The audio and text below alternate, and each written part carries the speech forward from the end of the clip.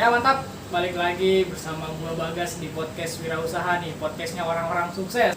Ini sekarang gue balik lagi nih sama yang dengerin podcast gue sih di Spotify. Ini Demong yang mukanya gue sensor di wallpapernya, di wallpaper, di thumbnail. Gimana mau kabar lu? Alhamdulillah luar biasa, Allahu Akbar. Ini kan ngomong wirausaha nih, ngomong wirausaha. Gue lihat-lihat lagi nih, lu selain jago voli juga nih. Kayak lu nyisir limbah-limbah bekas gitu nih mau kayak mau pas banget nih kelihatannya kayak ya judul podcast sama tema podcast kita hari ini gimana nih mau Gimana? ya gimana lu kayak pertama kali terjun langsung gitu ke dunia perlimbahan gitu sama kiat-kiatnya lah gimana Awalnya kalau terjun langsung karena apa ya? Karena tahu diri lah kalau itu kan usaha bokap. Terus ya udah waktunya aja kalau gue buat terusin. Soalnya kan mumpung sekarang lagi liburan juga. Kalau ada waktu nggak kuliah sih gue biasanya ngurusin masalah limbah. berarti emang dari dulu bokap lu pengaruh banget ya dari voli sampai sekarang nih kerjaan lu nih nyeset limbah. Iya, ya bapak sendiri mungkin. Berarti ada nggak sih mau kayak kiat-kiat gitu?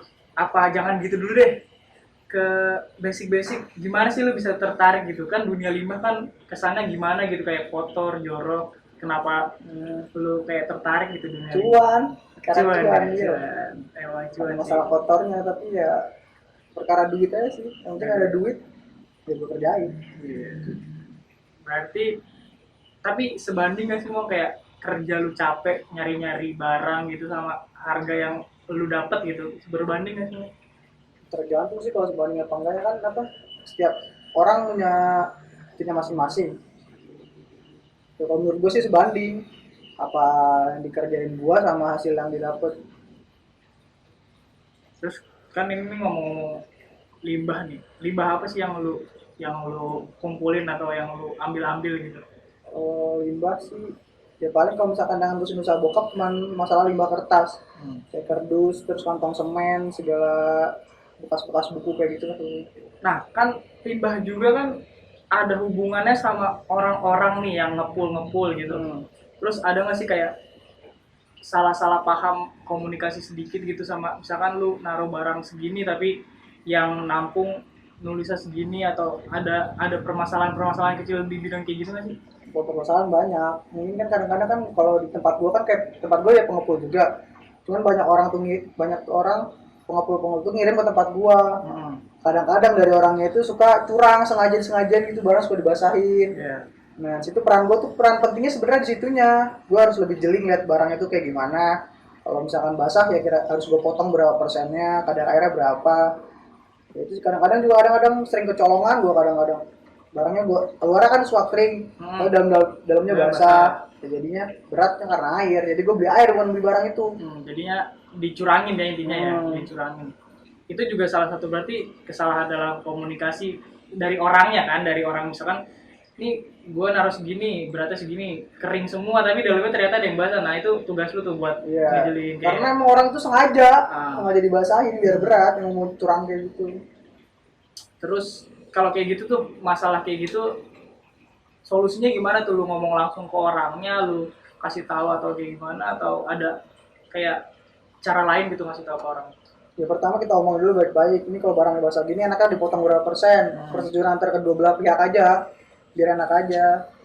Cuman karena emang kadang-kadang gua nggak negesin buat ngurangin barang basah karena gua suka kirim ke pabrik apa adanya kayak gitu. Jadi ya gua biasanya kalau misalnya gua kirim ke pabrik kena potongan berapa persen, gua terapin ke orang itu. Biar sama aja.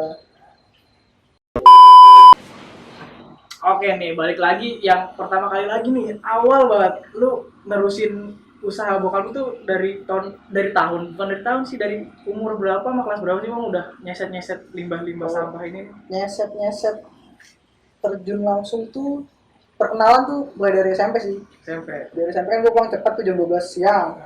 Ya kalau nggak nongkrong palingan ngurusin itu udah. Terus, nah kan itu SMP tuh anak SMP tuh ngapain di gudang gitu? Kalau SMP paling cuma nimbang doang, hitungin timbangan. Ada anak buah juga yang motong-motong segala macam yang lebih ngerti. Dan gue cuma ngitung duit cuma sama ngitung timbangannya berapa doang. Nah kiat-kiat kayak misalkan komunikasi lu lancar gitu sama anak gudang tuh. Gimana kan, sedangkan lu masih anak SMP yang kerja di gudang tuh udah ya orang-orang dewasa lah.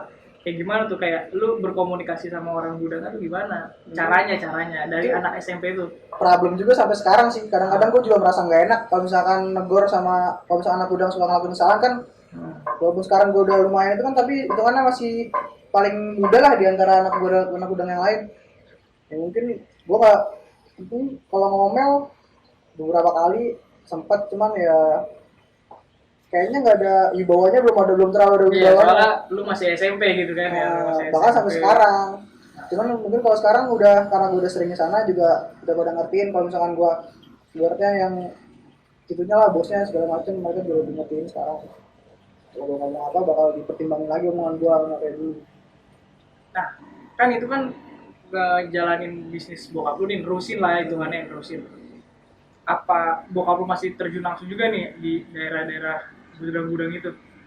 Terjun langsung sih masih, cuman nggak terlalu aktif kayak dulu lagi. Mungkin sekarang bisa dibilang pasif, cuman nggak terlalu pasif, paling ya sekedar minta laporan, sekedar ngecek kondisi sana, gitu doang sih yang dilakukan gue sekarang.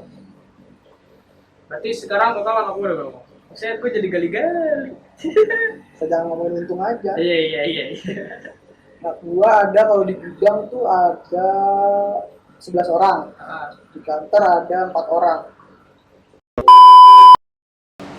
Ini mulai SMP, mulai kuliah gini nih, gue lihat juga lu sekarang main minyak jelantah nih. Kayak gimana tuh minyak jelantah pas awal-awal lah, ngeliatnya gimana tuh? Oh, ngeliat kan gue emang dasarnya main limbah. Cuman gue mikir limbah lain selain limbah kertas tuh apa. Ya kepikiran gue minyak jelantah karena kan gue tinggal di perumahan kayak gini. Pasti kan konsumsi minyak jelantah banyak. Ya gue coba aja buat ngumpulin minyak jelantah itu. Terus buat dijual lagi, di daur ulang jadi biodiesel. Terus itu tuh minyak jelantah itu dikumpulin per warga atau ada yang koordinir lagi sih? Kalau dikumpulin per warga mungkin ada beberapa warga doang di daerah sini, belum semua warga sih. Cuman banyak gue dapet minyak jelantah tuh dari pedagang-pedagang, tukang kerupuk, tukang gorengan.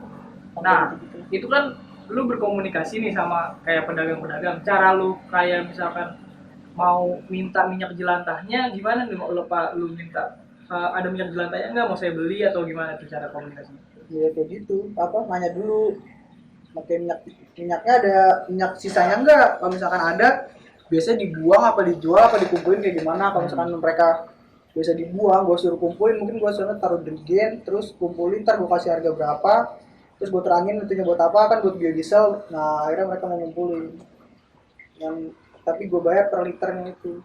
Nah, setelah ngumpulin itu tuh, misalkan dapet lah hitung-hitung 10 drigen, lu diapain tuh minyak itu? Apa lu setor lagi, ada ke pengepul lagi, atau lu yang manfaatin si biodiesel itu sendiri sih?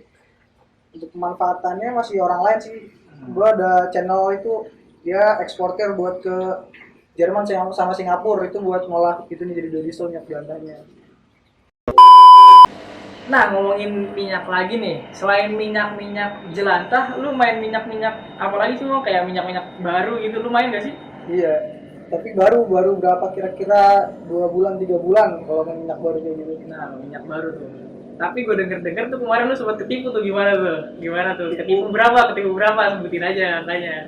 8.700.000. 8.700.000. Sebenarnya ketipu, tapi gue emang spekulasi juga sih sebenarnya.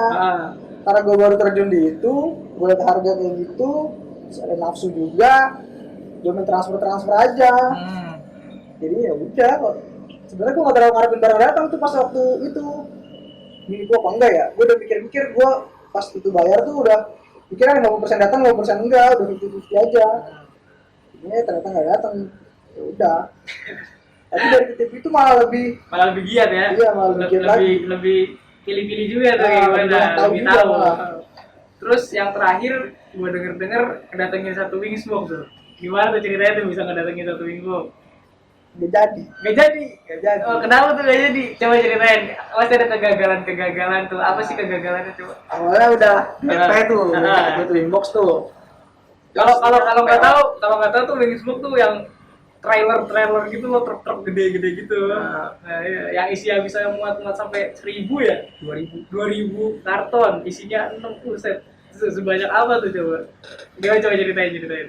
Gak jadi, awalnya emang sebenarnya kan udah ngajak orang lain juga, udah ngajak investor buat 2.000 karton itu, karena gue kalau sendiri nggak sanggup, uangnya kan juga buat modal limbah kertas. Nah, terus pas udah satu investor tuh gue ada yang DP, terus ternyata investor satunya tuh nggak nyanggupin buat lunasin sisanya. Terus akhirnya gue batalin, gue pindah merek sih buat ngurangin kuantitinya itu, terus disetujuin sama pihak perusahaan, ya akhirnya ganti merek. Karena emang menurut gue juga belum siap aja sih kalau buat nurunin satu inbox kayak gitu, karena gue masih berapa bulan main minyak kayak gitu kan.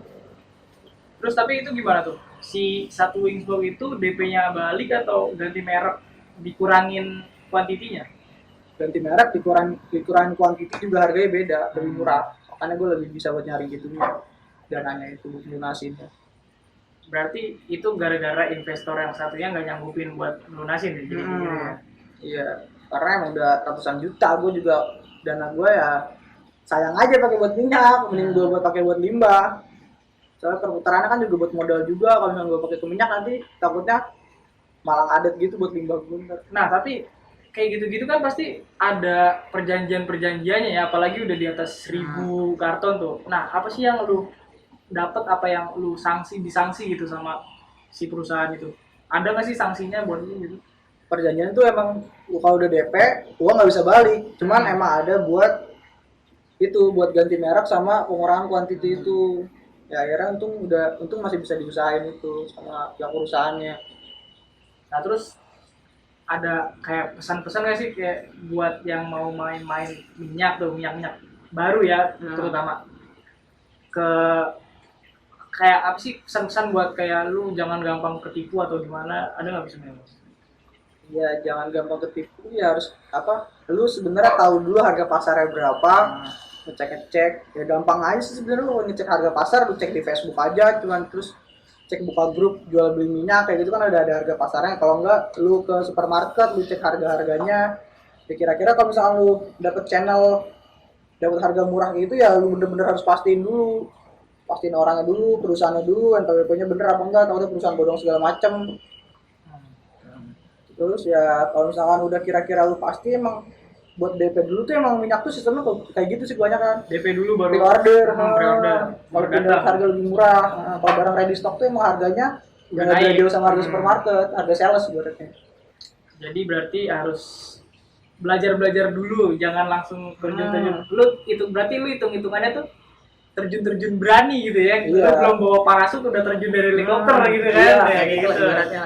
Tapi kan itu kan jadi tahu gimananya kan. Spekulasi emang kalau usaha perlu spekulasi juga sih menurut gua. Iya benar. Ya paling itu doang nih sekarang podcast yang bisa disajiin. Mungkin kiat-kiat dari Demong bisa diterapin lah buat yang mau terjun di dunia minyak, sama kiat-kiat gimana sih komunikasi buat orang-orang baru gitu yang buat terjun ya dunia bisnis baru lah. Semoga podcast ini menginspirasi. Ya gua sini Bagas sama teman gua Demong pamit undur diri. Wassalamualaikum warahmatullahi wabarakatuh.